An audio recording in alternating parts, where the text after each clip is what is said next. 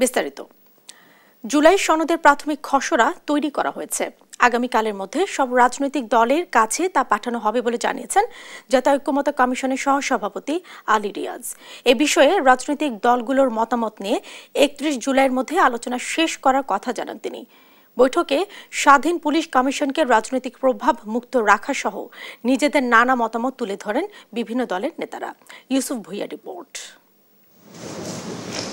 দ্বিতীয় ধাপে রাজনৈতিক দলগুলোর সঙ্গে জাতীয় ঐক্যমত্য কমিশনের 19তম দিনের বৈঠক চলছে। রোববার সকালে রাজধানীর ফরেন সার্ভিস একাডেমির দোয়েল হলে আলোচনা শুরু হয়। বৈঠকে বিএনপি, জামায়াত, এনসিপি সহ বিভিন্ন রাজনৈতিক দলের নেতারা অংশ নেন। বৈঠকের শুরুতে জাতীয় ঐক্যমত্য কমিশনের সহসভাপতি ডক্টর আলী রিয়াজ বলেন, জুলাই সনদের প্রাথমিক খসড়া তৈরি করা হয়েছে। আগামীকালের মধ্যে সকল রাজনৈতিক দলের কাছে তা পাঠানো হবে। সনদের যে প্রাইমারি টেক্সট শুধুমাত্র ওইগুলি বাদ দিয়ে, যেগুলোতে একমত হয়েছে সেগুলো বাদ দিয়ে, তার বাইরে যে ভূমিকা এবং কমিটমেন্টের জায়গাগুলো, তার একটা খসড়া কমিশন তৈরি করেছে এবং কমিশন আগামীকালের মধ্যে সকল রাজনৈতিক দলের কাছে এই খসড়া প্রেরণ করবে আপনাদের বিবেচনার জন্য। এদিকে বিভিন্ন রাজনৈতিক দলের নেতারা পুলিশকে রাজনৈতিক প্রভাব মুক্ত রাখার পরামর্শ সহ তাদের মতামত জানান। বাংলাদেশটাকে যদি সুশাসন এবং আপনার যদি আইনের শাসন প্রতিষ্ঠা করতে হয়, তাহলে পুলিশকে প্রচন্ড রকমের জবাবদিহিতার আওতায় না এনে কিন্তু দেশটাকে কোনোভাবে আগানো যাবে না। যতদিন পুলিশকে রাজনৈতিক বা অন্য কোনো শক্তি দ্বারা নিয়ন্ত্রিত না করে প্রভাবমুক্ত করতে আমরা না পারি, তাহলে এখানে সুশাসন কায়েম হবে না, পুলিশ মানবিক হবে না। আমরা মানবিক পুলিশ বাহিনী চাই। আপনি একটা কমিশন করবেন, সেই কমিশন কি করবে? সুপারিশ করবে। এই কমিশনের দরকার নাই। আমরা বলবো এই কমিশন শুধু শুধু রাষ্ট্রের ব্যয় বাড়াবে। পুলিশ সংস্কার কমিশনের প্রধান সফররাজ হোসেন বলেন, সাংবিধানিকভাবে নির্বাহী ক্ষমতা অন্য কাউকে দেওয়ার সুযোগ নেই। আমি এমন কোনো ক্ষমতা কাউকে দিতে পারবো না যে ক্ষমতা ওই সংবিধানের 55(2) যে আমাদের যেটা আছে সরকারের যে ক্ষমতা, মানে এক্সিকিউটিভ পাওয়ার, সেটা অন্য কাউকে দেওয়ার সুযোগ নেই আনলেস বিচার বিভাগের কাছে যায়। এদিকে প্রধানমন্ত্রীর মেয়াদকাল নিয়ে একমত পোষণ করেন বিএনপি স্থায়ী কমিটির সদস্য সালাউদ্দিন আহমদ। আমরা একবার বলেছি যে 10 বছরের বেশি কোনো ব্যক্তি প্রধানমন্ত্রীর তে বহাল থাকবেন না।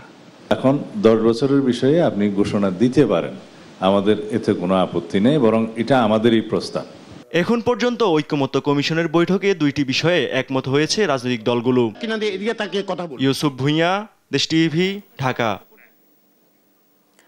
2024 সালে বিএনপি আয় করেছে 15,65,94,842 টাকা। ব্যয়ের পর উদ্বৃত্ত আছে 10,85,90,019 টাকা। নির্বাচন কমিশনে হিসাব জমা দিয়ে দলটির সিনিয়র যুগ্ম মহাসচিব রুহুল কবির রিজভী বলেন, ইসি প্রাতিষ্ঠানিক স্বাধীনতা হারিয়ে ফ্যাসিবাদের অস্ত্র হয়ে উঠেছিল। সব ষড়যন্ত্র প্রতিহত করে অবাধ, সুষ্ঠু ও অন্তর্ভুক্তিমূলক নির্বাচনের পরিবেশ তৈরি করতে ইসির প্রতি আহ্বান জানান রিজভী। শিউলি রায় রিপোর্ট, জানাচ্ছেন মাহবুব তামিম। রোববার সকালে নির্বাচন ভবনে নির্বাচন কমিশনের সিনিয়র সচিব আখতার আহমেদের কাছে আয় ব্যয়ের হিসাব জমা দিয়েছে বিএনপি। পরে সাংবাদিকদের সঙ্গে কথা বলেন দলটির সিনিয়র যুগ্ম মহাসচিব রুহুল কবির রিজভী। জানান 2024 সালে বিএনপির আয় হয়েছে 15,65,94,842 টাকা, আর ব্যয় 4,80,04,823 টাকা। দিনের ভোট রাতে করার কথা তুলে ধরে রিজভী বলেন, নির্বাচন কমিশন প্রাতিষ্ঠানিক স্বাধীনতা হারিয়ে ফ্যাসিবাদের অস্ত্র হয়ে উঠেছিল। 16-17 বছর ধরে নির্বাচন কমিশনের সরকারের অনুগত একটি প্রতিষ্ঠান হিসাবে তাদের অর্পিত দায়িত্ব, তারা তাদের স্বাধীনতাকে ভুলে গিয়ে শেখ হাসিনার পদলেহী একটি প্রতিষ্ঠানে তারা পরিণত করে আমাদের দেশের গণতন্ত্রের শক্তিশালী করার জন্য যে প্রতিষ্ঠানগুলি গড়ে ওঠে, যেমন একটি স্বাধীন বিচার বিভাগ, যেমন স্বাধীন নির্বাচন কমিশন, স্বাধীন গণমাধ্যম, সবগুলোকেই তারা ধ্বংস করে দিয়েছিল। জাতি বর্তমান কমিশনের কাছে দায়িত্বশীল ভূমিকা আশা করে জানিয়ে তিনি বলেন, সব ষড়যন্ত্র প্রতিহত করে ইসিকে অবাধ, সুষ্ঠু ও অন্তর্ভুক্তিমূলক নির্বাচনের পরিবেশ তৈরি করতে হবে।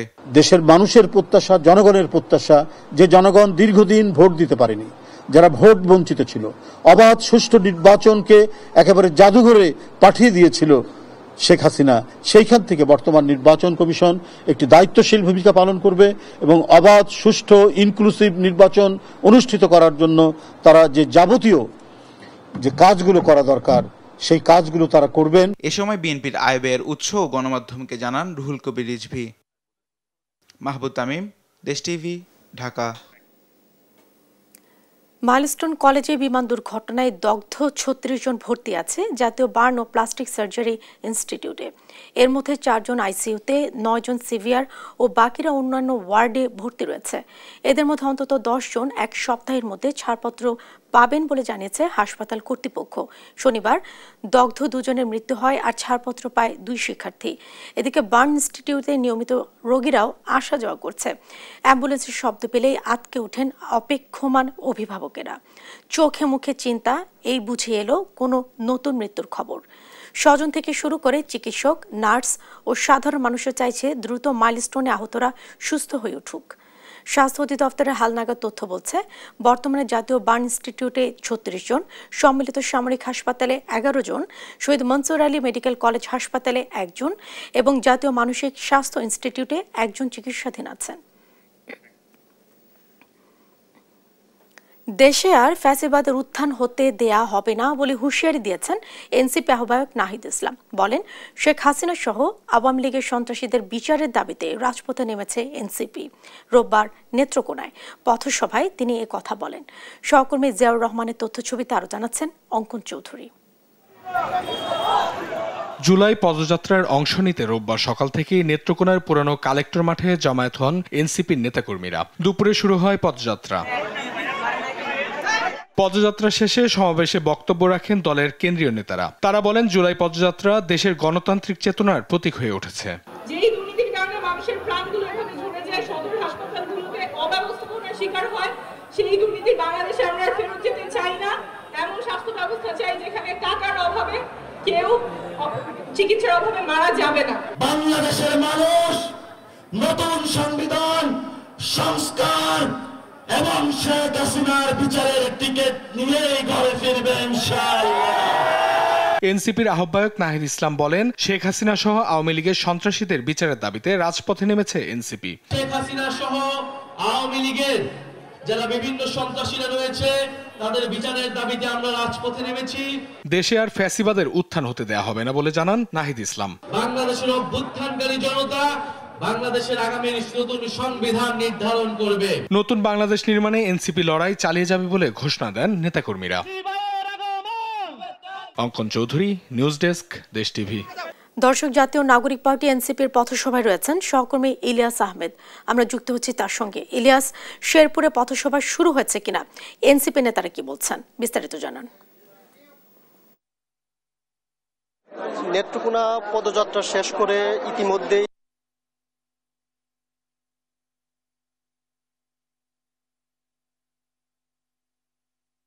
আমরা দেখেছি যে এখন আমরা রয়েছি থানার মোড় রয়েছে, অর্থাৎ সেখানে কিন্তু এনসিপির নেতাকর্মীদের আয়োজনে কিন্তু যে পথসভার আয়োজন করা হয়েছে সেইখানে কিন্তু এনসিপির কেন্দ্রীয় নেতৃবৃন্দ যারা রয়েছেন তারা কিন্তু অংশগ্রহণ করবেন এবং সেখানে কিন্তু তারা মূল্যবান বক্তব্য রাখবেন। সেই বিষয়টি কিন্তু এখানকার যে নেতৃবৃন্দরা রয়েছেন তারা কিন্তু সেই বিষয়টি কিন্তু নিশ্চিত করেছেন এবং আমরা দেখছি যে কেন্দ্রীয় নেতৃবৃন্দদের বক্তব্য শোনার জন্য কিন্তু এখানে স্থানীয় নেতৃবৃন্দ যারা রয়েছেন তারা কিন্তু অধীর আগ্রহ প্রকাশ করছেন। অর্থাৎ এনসিপির নেতৃবৃন্দরা তারা কিন্তু ইতিমধ্যেই শেরপুরে প্রবেশ করেছেন এবং শহীদ মাহবুব চত্বর থেকে কিন্তু তারা পদযাত্রা করে কিন্তু এই থানার মোড় এসে কিন্তু তারা এই পথসভায় বক্তব্য রাখবেন। আমরা এই পদযাত্রা বাস্তবায়ন কমিটির যে নেতৃবৃন্দ রয়েছে তাদের একজনের সঙ্গে একটু যুক্ত হতে চাই, জানতে চাই এনসিপির কেন্দ্রীয় নেতৃবৃন্দরা ইতিমধ্যেই শেরপুরে প্রবেশ করেছে এবং তাদের কাছে সাধারণ মানুষের প্রত্যাশা কি আপনারা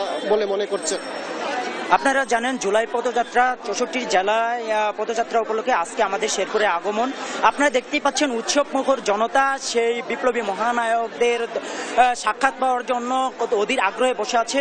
এদের দাবি একটাই, শেরপুরকে কিভাবে সোনার শেরপুর করা যায়, বৈষম্যহীন শেরপুর কিভাবে করা যায়, শেরপুরকে সোনার শেরপুর গড়ার লক্ষ্যে, মেডিকেল কলেজ যুক্ত শেরপুর পাওয়ার লক্ষ্যে, বিশ্ববিদ্যালয় যুক্ত শেরপুর পাওয়ার লক্ষ্যে এবং উন্নত শেরপুর পাওয়ার লক্ষ্যে তাদের আকাঙ্ক্ষার প্রতীকগুলো তারা সেই বিপ্লবী মহানায়কদের কাছে বাস্তবায়ন করেন এবং সুন্দর বাংলাদেশ গড়ার লক্ষ্যে, বাংলাদেশ বিনির্মাণের লক্ষ্যে বাংলার জনগণ অধীর আগ্রহে বসেছে। সেই উপলক্ষে শেরপুরের জনগণ অধীর আগ্রহে বসে আছে। আমরা বৈষম্যহীন এবং তারুণ্যের মেধাযুক্ত বাংলাদেশ গড়ার লক্ষ্যে আমরা শেরপুরবাসী অধীর আগ্রহে বসে আছি। তিনি কিন্তু কিন্তু বলছিলেন যে বৈষম্যহীন শেরপুর গড়ার লক্ষ্যে কিন্তু কেন্দ্রীয় নেতৃবৃন্দ যারা রয়েছেন তারা কিন্তু দিক নির্দেশনামূলক বক্তব্য দিবেন এবং বিগত সময়ে শেরপুর কিন্তু নানা দিক থেকে কিন্তু সেই অবহেলিত শেরপুরকে কিন্তু ঢেলে সাজানোর লক্ষ্যে কেন্দ্রীয় নেতৃবৃন্দ যারা রয়েছেন তারা কিন্তু দিক নির্দেশনামূলক বার্তা দিবেন এবং তাদের যে সহযোগিতা সেই সহযোগিতা করবেন সেই বিষয়টি কিন্তু এখানকার যে এনসিপির স্থানীয় নেতৃবৃন্দ রয়েছেন তারা কিন্তু বলছিলেন। অর্থাৎ আমরা দেখেছি যে ইতিমধ্যেই কিন্তু নেতৃবৃন্দরা গাড়ি বহর নিয়ে কিন্তু শেরপুরের প্রবেশ করেছে এবং তারা কিন্তু পদযাত্রায় অংশগ্রহণ শেষে কিন্তু তারা শহীদ পরিবার এবং আহত পরিবারের সদস্য যারা আছেন তাদের সঙ্গে কিন্তু কথা বলবেন। এরপর কিন্তু আসলে তারা জামালপুরের উদ্দেশ্যে আজকে সন্ধ্যার পর কিন্তু রওনা দিবেন। সেই বিষয়টি কিন্তু আমাদেরকে স্থানীয় নেতৃবৃন্দরা জানিয়েছেন। আগামীকাল বিকেলে কিন্তু বিভাগীয় শহর ময়মনসিংহে তাদের পদযাত্রা কর্মসূচির অংশ হিসেবে তাদের কিন্তু বিভাগীয় শহর ময়মনসিংহে কিন্তু তারা পদযাত্রা কর্মসূচিতে অংশগ্রহণ করবেন। সেই বিষয়টি কিন্তু আমাদের বৈষম্য বিরোধী ছাত্র আন্দোলনের নেতৃবৃন্দ এবং স্থানীয় এনসিপির যে নেতৃবৃন্দ রয়েছেন তারা কিন্তু সেই বিষয়টি আমাদেরকে বলছিলেন। আমরা দেখেছি এনসিপির নেতৃবৃন্দদের আগমনকে ঘিরে কিন্তু এই শেরপুর জেলায় কিন্তু একেবারেই সাজ রব। ইতিমধ্যেই কিন্তু আইন শৃঙ্খলা বাহিনী তাদের জোর তৎপরতা চালিয়েছেন এবং 500 পুলিশ কিন্তু অতিরিক্ত নিয়োগ করা হয়েছে। এছাড়াও সেনাবাহিনী র্যাবের পাশাপাশি কিন্তু এপিবিএন সদস্যরা কিন্তু মাঠে কাজ করছেন। তাদের সার্বিক নিরাপত্তা ব্যবস্থা নির্বিঘ্ন করতে কিন্তু আমরা দেখেছি আইন শৃঙ্খলা বাহিনী তৎপর রয়েছেন এবং প্রত্যেকটি মোড়ে কিন্তু আইন শৃঙ্খলা বাহিনী যে তাদের তৎপরতা কার্যক্রম সেটি কিন্তু করেছেন। অর্থাৎ সাধারণ মানুষের সঙ্গেও কিন্তু আমরা কথা বলেছিলাম। তারা বলছেন যে এনসিপির পদযাত্রাকে ঘিরে কিন্তু তারা যে প্রত্যাশা করছেন প্রত্যাশা অর্থাৎ তারা বলছেন যে বিগত সময়ে শেরপুর সহ সারা দেশে কিন্তু তেমন উন্নয়ন ঘটেনি। নতুন বাংলাদেশে এনসিপির যে নতুন যাত্রা সেই যাত্রা কিন্তু অগ্রগামী যাত্রায় কিন্তু বাংলাদেশের উন্নয়ন হয়ে আসবে সেই বিষয়টি কিন্তু তারা বলছিলেন। এই ছিল আমার কাছে ময়মনসিংহের শেরপুরে যে এনসিপির পদযাত্রা নিয়ে সর্বশেষ। এবার আমরা চলে যাচ্ছি টাঙ্গাইলে সমাবেশ করছে গণসংহতি আন্দোলন।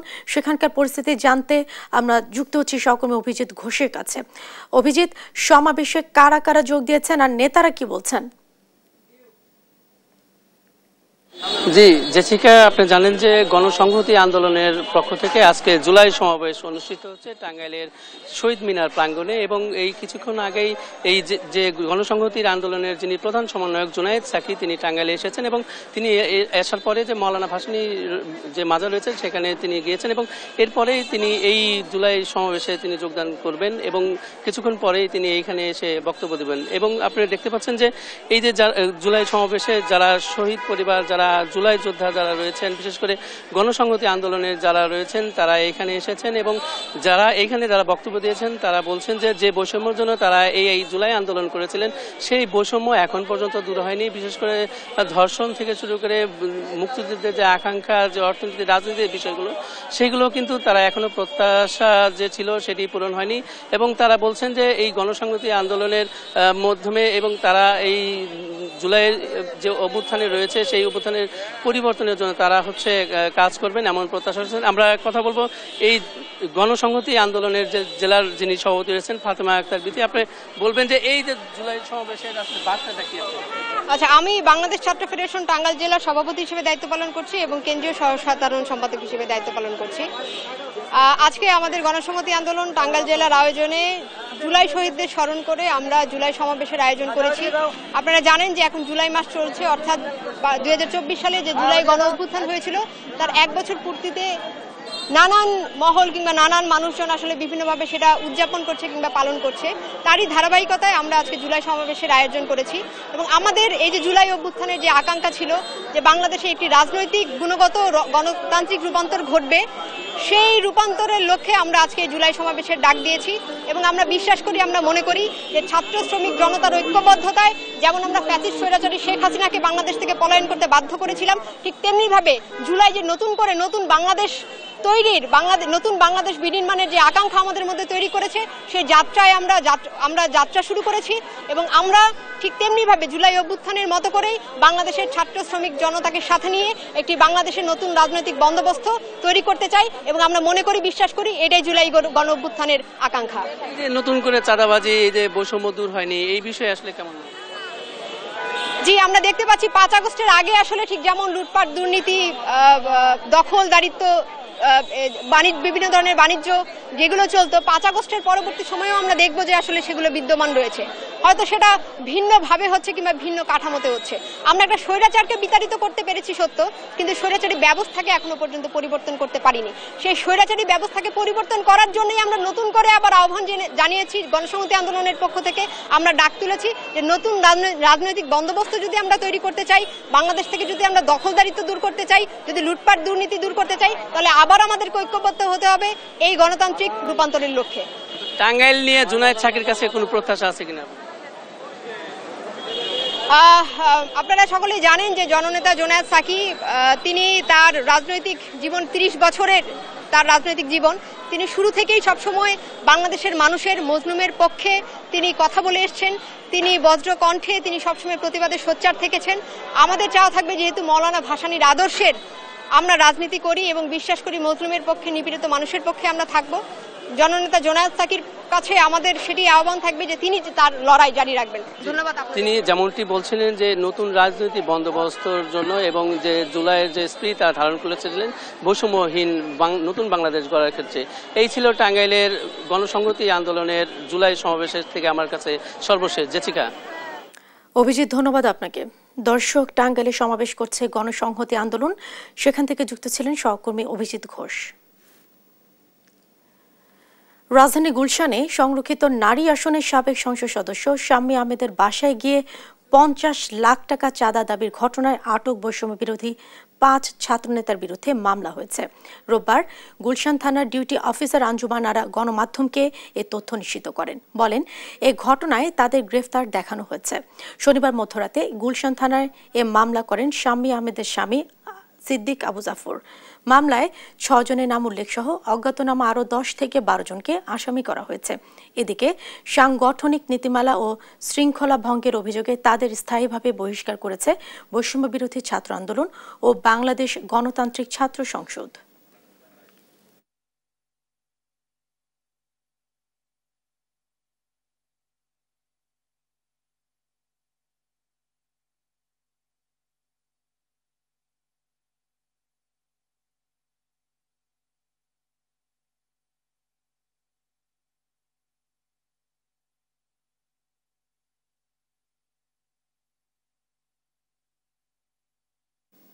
দেখছেন দেশ জনপদ সংবাদ। চলতি বছরের মধ্যে সৌর বিদ্যুৎ থেকে জাতীয় গ্রিডে 3000 মেগাওয়াট বিদ্যুৎ সংযোজনের পরিকল্পনা নিয়েছে সরকার। তবে দ্রুততম সময়ে এমন পদক্ষেপে কেনাকাটায় দুর্নীতি অনিয়মের আশঙ্কা করছে Centre for Policy Dialogue CPD. রোববার ধানমন্ডি কার্যালয়ে জাতীয় রুফটপ সোলার কর্মসূচির শীর্ষক আলোচনায় এ আশঙ্কা জানায় সংস্থাটি। এ সময় পাইলট প্রজেক্ট ছাড়া সরাসরি এমন প্রকল্প হাতে নিলে দীর্ঘস্থায়ী সুফল পাওয়া নিয়ে ঝুঁকি বলে থাকেন বক্তারা। মোহাম্মদ আলাউদ্দিনের রিপোর্ট, জানাচ্ছেন মোহাম্মদ সাকিব। 2025 সালের ডিসেম্বরের মধ্যে সৌরবিদ্যুৎ উৎপাদন কর্মসূচির মাধ্যমে জাতীয় গ্রিডে 3000 মেগাওয়াট বিদ্যুৎ সংযোজনের পরিকল্পনা করেছে সরকার। মূলত সরকারি অফিস, স্কুল, কলেজ, হাসপাতালের ছাদে সৌরবিদ্যুৎ প্যানেল স্থাপন করা হবে। কিন্তু তাড়াহুড়ো করে এমন প্রকল্প হাতে নিলে অর্থ লোপাট, অব্যবস্থাপনা সহ পুরো পরিকল্পনা ব্যর্থ হতে পারে বলে আশঙ্কা করছে Centre for Policy Dialogue CPD. রোববার ধানমন্ডি সিপিডি কার্যালয়ে জাতীয় রুফটপ সোলার কর্মসূচি নিয়ে আলোচনায় এই তথ্য উঠে আসে। বক্তারা বলেন, এমন প্রকল্পে দীর্ঘস্থায়ী সুফল পেতে পাইলটিং জরুরি। এই বছর আপনার সারা বিশ্বে আপনার 600 গিগাওয়াট, তার মানে 6 লক্ষ মেগাওয়াট কিন্তু উৎপাদন হয়েছে সোলার থেকে। সেক্ষেত্রে কিন্তু আমরা অনেক পিছিয়ে আছি। যাই হোক, এই পর্যায়ে সরকার যেভাবে উদ্যোগ নিয়েছে আমরা সত্যি সাধুবাদ জানাই। একদিকে এটি যেরকম একটি ইতিবাচক উদ্যোগ, একই সাথে এ ধরনের প্রকল্প বাস্তবায়ন করতে গেলে তাড়াহুড়ার ফলে হিতে বিপরীত হওয়ারও একটা আশঙ্কা থাকে। মিটারগুলোকে কনভার্ট করতে হবে যে তোমাকে অত ওয়াট বা অত পার্সেন্ট বিদ্যুৎ উৎপাদন করতে হবে। সেই কম্পালশনটা থাকলে তাকে অবশ্যই সে প্রডিউস করবে। আর প্রকল্পটি 2030 সাল পর্যন্ত সম্প্রসারণের পরামর্শ দিয়ে সিপিডির গবেষণা পরিচালক খন্দকার গোলাম মোয়াজ্জেম বলেন, দ্রুততার সঙ্গে পদক্ষেপ নিলে সরকারি কেনাকাটায় ত্রুটি হতে পারে। এই কর্মসূচির অধীনে কি কি ধরনের চ্যালেঞ্জগুলো দেখা যাচ্ছে, কি কি সুবিধাগুলো পাওয়া যাচ্ছে, কোন কোন জায়গাগুলোতে কি ধরনের কোঅর্ডিনেশন করা দরকার, কোন কোন জায়গাগুলোতে ফিক্সিং এর দরকার রয়েছে, সেই বিষয়গুলো নির্ণয় করে ত্রুটিমুক্তভাবে সারা দেশে পরবর্তীকালে ব্যাপক ভিত্তিক জাতীয় কর্মসূচির চেয়ে যাওয়াটি আমরা মনে করি যে ইতিবাচক হবে। 2030 সালের মধ্যে মোট বিদ্যুৎ চাহিদার 20% এবং 2040 সালের মধ্যে 30% নবায়নযোগ্য জ্বালানি থেকে উৎপাদনের লক্ষ্যমাত্রা নির্ধারণ করেছে বাংলাদেশ। মোহাম্মদ সাকিব, দেশ টিভি, ঢাকা। গাজীপুরের বকেয়া বেতন সহ 10 দফা দাবিতে RAK সিরামিক নামের কারখানার শ্রমিকেরা বিক্ষোভ করেছে। রোববার সকাল 6:30 থেকে 10টা পর্যন্ত শ্রীপুর উপজেলার জৈন বাজার এলাকায় এ শ্রমিক বিক্ষোভের ঘটনা ঘটে। এ সময় তারা ঢাকা ময়মনসিংহ মহাসড়কে অবস্থান নিয়ে অবরোধ সৃষ্টি করে। এতে মহাসড়কের দুপাশে দীর্ঘ যানজটের সৃষ্টি হয়। শ্রমিকেরা জানান, জানুয়ারি মাস থেকে জুলাই মাস পর্যন্ত বেতনের সঙ্গে ইনক্রিমেন্ট আগস্ট মাসের 1 তারিখের মধ্যে পরিশোধের কথা ছিল, কিন্তু মালিকপক্ষ তা সেপ্টেম্বরে দেওয়ার নোটিশ টাঙালে শ্রমিকদের মধ্যে অসন্তোষ ছড়িয়ে পড়ে। শ্রীপুর থানার ভারপ্রাপ্ত কর্মকর্তা মোহাম্মদ আব্দুল বারিক জানান, শ্রমিকরা পুলিশকে লক্ষ্য করে ইট পাটকেল ছুড়ে। এ সময় তাদের সরাতে টিয়ার গ্যাস ও সাউন্ড গ্রেনেড নিক্ষেপ করে ছত্রভঙ্গ করে দেওয়া হয়। বর্তমানে পরিস্থিতি নিয়ন্ত্রণে রয়েছে। আমি সিভিলে করতেছি, পারমিট করে না, ঠিক আছে, করে না, আরো কি করে যাবো, গেট খোলা, আরো কিছু করলে গেট খোলা, বেতন বাড়ে না। এবার যে বেতন আছে আমরা বেতন হুসে না, যে কষ্ট আমরা এই কষ্ট মাইনে আমরা হয় না, সংসার চালাই তারি না। বাইরে তো লোক আনলে বাড়তি বেতন জানে, আমরা তো বাড়তি বেতন ধরে না, এই জন্য আমরা আন্দোলন নামছি। ইঞ্জুরি হইলে কিন্তু আমাদের কোনো সঠিক সুস্থ চিকিৎসা দেওয়া হয় না। বিভিন্ন লোকজন, অসুস্থ লোকজন, অ্যাম্বুলেন্স এবং মহাসড়কের যানজটের সৃষ্টি হয়ে গেছে। সেই ক্ষেত্রে আমরা তাদেরকে ধাওয়া করে ছত্রভঙ্গ করে দেই। এখন রাস্তা 8টা থেকে স্বাভাবিক আছে, যান চলাচল স্বাভাবিক। রাজধানী গুলশানে 50 লাখ টাকা চাঁদা দাবির ঘটনায় আটক বৈষম্য বিরোধী 5 ছাত্রনেতাকে আদালতে নেওয়া হয়েছে। এ নিয়ে জানাতে নিম্ন আদালত থেকে সরাসরি যুক্ত হচ্ছেন আমাদের সহকর্মী মাকদুরা মিতি। 5 জনের বিষয়ে আদালত কোনো আদেশ দিয়েছে কিনা, কি জানতে পেরেছেন আপনি?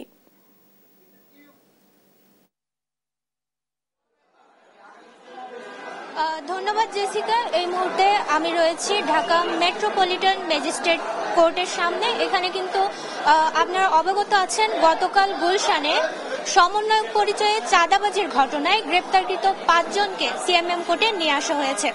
এখানে আমি যদি একটু দেখানোর ট্রাই করি, এখানে কিন্তু 3 নম্বর আদালতে তাদেরকে প্রবেশ করানো হয়েছে। এর আগে কিন্তু তারা গত 17 জুলাই গুলশানের সাবেক এক এমপির বাসায় যে 50 লাখ টাকা চাঁদা দাবি করে এবং সেখান থেকে 10 লাখ টাকা আদায় করে এবং সেই ঘটনায় গতকালকে হাতে নাতে এই ঘটনায় 5 জনকে গ্রেপ্তার করা হয় এবং গ্রেপ্তারকৃত 5 জনকে কিন্তু কিছুক্ষণ আগে সিএমএম কোর্টে নিয়ে আসা হয়েছে।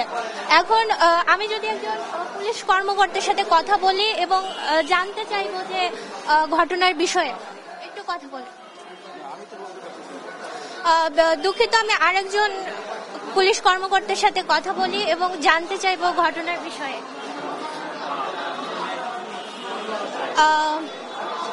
ভাইয়া একটু কথা বলবেন কাইন্ডলি। ভাই একটু কথা বলবেন।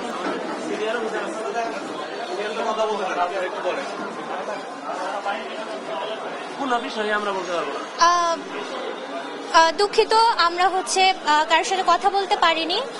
তো এই হলো সিএমএম কোর্টের সর্বশেষ অবস্থা। এখানে কিন্তু গতকাল গুলশানের ঘটনায় জোর করে চাঁদা দাবি আদায়ের ঘটনায় কিন্তু 5 জনকে গ্রেপ্তার করে এখানে নিয়ে আসা হয়েছে এবং কিছুক্ষণ আগে তাদেরকে সিএমএম কোর্টে হাজির করা হয়েছে। এখন পর্যন্ত আমরা ভিতরের কোনো পরিস্থিতি সম্পর্কে জানতে পারিনি এবং খুব শীঘ্রই আমরা ভিতরের পরিস্থিতি সম্পর্কে জানতে পারবো এবং আপনাদেরকে সর্বশেষ আপডেট জানাবো। জেসিকা, এই ছিল সিএমএম কোর্ট থেকে আমার কাছে সর্বশেষ তথ্য। সংবাদ 40 দিন পেরিয়ে গেলেও শত চেষ্টা করেও অপহৃত সন্তানকে ফিরে পাননি সাতক্ষীরার মাগুরা গ্রামের বাসুদেব দাস ও বিশিখা রানী। মেয়েকে খুঁজে পাওয়া তো দূরে থাক, থানা পুলিশ সহ সবার কাছে গিয়ে হতে হয়েছে ভৎসনা। সহকর্মী শরীফুল্লাহ কায়সার সুমনের পাঠানো তথ্য ছবিতে আরো জানাচ্ছেন ফারজানা আফরোজ টুম্পা। সারাদিন পান ব্যবসা করে সংসার চালান বাসুদেব দাস আর স্ত্রী বিশিখা রানী সামলান ঘর। তাদের স্বপ্ন ছেলে মেয়ে দুজনেই পড়াশোনা শিখে নিজের পায়ে দাঁড়াবে, কিন্তু পাশের এলাকার বখাটে তরুণ দীপ্ত অপু আগে থেকেই তাদের স্কুল ছাত্রী মেয়ে মন্দিরা সহ অন্যান্য মেয়েদের উত্ত্যক্ত করত। তবে ভয়ে মুখ খুলতে পারত না কেউ। এর মধ্যেই গত 18 জুন সন্ধ্যায় সবার সামনে মন্দিরাকে ঘর থেকে তুলে নিয়ে যায় দীপ্ত অপু সহ কয়েকজন সন্ত্রাসী। এরপর ভুক্তভোগী পরিবার বহু জায়গায় খোঁজ করেও না পেয়ে লাপসা ইউনিয়ন পরিষদ চেয়ারম্যান ও সাতক্ষীরা থানা পুলিশের কাছে সহায়তা চাইতে গেলে উভয়ের থেকে ভৎসনা এবং অপ্রত্যাশিত আচরণ পান। তাই শেষ পর্যন্ত আদালতের শরণাপন্ন হয়েছেন তারা। 6-7টা ছেলেবেলে বাড়ির সামনে ওটাই নিয়ে গেছে। কোর্টে থানায় মামলা করতে গেলাম, মামলা নিলে না। কোর্টে করেছি, কোর্টে কোনো আসামি ধরতেছে না। ওর মা ধরিয়েছে, ওর মার পরের দিন জামিন হয়ে গেছে। সব আসামি ঘুরে ঘুরে বেড়াচ্ছে। আমরা এখনো কোনো সুবিচার পাইনি। আমি চাই আমার মেয়ে 24 ঘন্টার মধ্যে আমার বাড়ির জন্য তারা পৌঁছে দেয়। আমার মেয়ে কি মরে গেছে, কি তারা ইন্ডিয়ায় পাচার করে দিয়েছে, আমি এখনো কোনো খোঁজই পাইনি। ভুক্তভোগীর পরিবার বলছে মেয়েটি বেঁচে আছে না মরে গেছে সেটিও বুঝতে পারছেন না তারা। অন্যদিকে সাতক্ষীরা সীমান্ত সংলগ্ন জেলা হওয়ায় সন্তান পাচার হওয়ার আশঙ্কায় দিশেহারা হয়ে প্রতিটি দিন পার করছেন বাবা মা। নারীদের নিরাপত্তা নিশ্চিতে পুলিশ বিভাগ ও প্রশাসনের কার্যকর পদক্ষেপের দাবি ভুক্তভোগী পরিবার সহ স্থানীয়দের। মন্দিরার সাথে যে ঘটনা ঘটেছে সেটা তো আমার মেয়ের সাথে করতে পারে। হ্যাঁ, আমরা কিভাবে মেয়েদের লেখাপড়া শিখবো, বাইরে বের করবো? কেস নিচ্ছে না, কিছু নিচ্ছে না, কোনো আসামি ধরতে না, খালি হাঁটাচ্ছে। এদিকে সাতক্ষীরা থানার ভারপ্রাপ্ত কর্মকর্তার বিরুদ্ধে অসহায়তা ও অসদাচরণের বিষয়ে তিনি ক্যামেরার সামনে কথা বলতে রাজি হননি। থানা পুলিশের এমন নির্লিপ্ততাকে তিরস্কার করে অপহৃত মন্দিরাকে দ্রুত খুঁজে দেওয়ার দাবি জানায় আশক। আমরা মনে করছি এই মেয়েটি একটি বিপদসংকুল অবস্থার মধ্যে আছে এবং এই দীর্ঘদিন অতিবাহিত হওয়ার ফলে যেটা হয় সেটা এই মেয়েটি পাচার হয়ে যাওয়ার একটা আশঙ্কা থেকে যায়। আমি মনে করি সাতক্ষীরা সদর থানার পুলিশ এটিকে সর্বাধিক গুরুত্ব দিয়ে দেখবেন এবং ওই মেয়েটাকে অনতিবিলম্বে উদ্ধার করে তার বাবা মার কাছে হস্তান্তর করবেন। পুলিশ প্রশাসন কার্যকর পদক্ষেপ না নিলে প্রতিবাদ কর্মসূচির ঘোষণা দিয়েছে সাতক্ষীরার বিভিন্ন সামাজিক সংগঠন।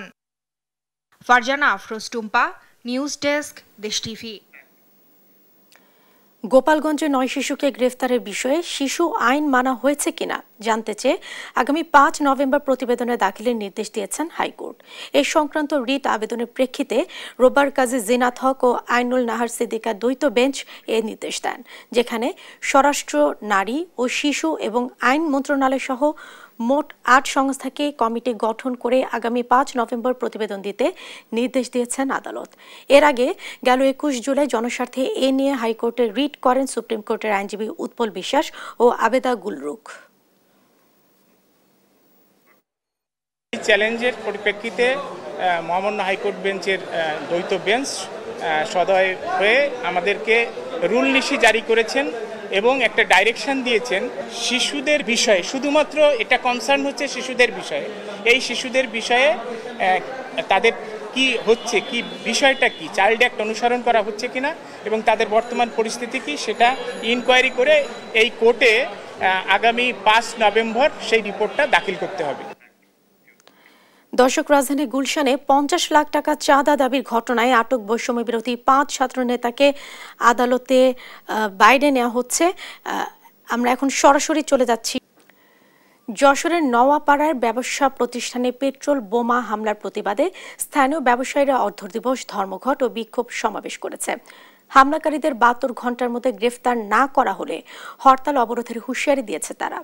যশোরের অভয়নগর থেকে নূর ইসলাম রকির পাঠানো তথ্য ছবিতে আরো জানাচ্ছেন ফারজানা আফরোজ টুম্পা। নোয়াপাড়া সার, সিমেন্ট, খাদ্যশস্য ও কয়লা ব্যবসায়ী সমিতির উদ্যোগে আয়োজিত এই কর্মসূচিতে আমদানি রপ্তানিকারক, ঘাট শ্রমিক, মোটর শ্রমিক সহ বিভিন্ন প্রতিষ্ঠানের কর্মকর্তা কর্মচারী ও রাজনৈতিক দলের নেতারা অংশ নেন। রোববার সকাল থেকে দুপুর 12টা পর্যন্ত সব দোকান, ব্যবসা প্রতিষ্ঠান বন্ধ রেখে প্রতিবাদ সমাবেশে যোগ দেন তারা। অনুরোধ করেছিল যে তাদেরকে আলটিমেটাম দেওয়া হয়েছিল। এদিন সকাল থেকেই নৌবন্দরের সব কর্মসূচিও বন্ধ ছিল। হামলাকে পূর্ব পরিকল্পিত উল্লেখ করে ব্যবসায়ী নেতারা বলেন, এর মূল উদ্দেশ্য হলো নোয়াপাড়ার ব্যবসায়ীদের মধ্যে আতঙ্ক সৃষ্টি করা। মানুষ আতঙ্কিত হবে। আমাদের এই নোয়াপাড়া বন্দর নগরীতে অন্তত 1.5 থেকে 2 লক্ষ মানুষের রুটি রুজির সংস্থা, বিভিন্ন শ্রেণী পেশার মানুষ এরপরে নির্ভর করে চলে।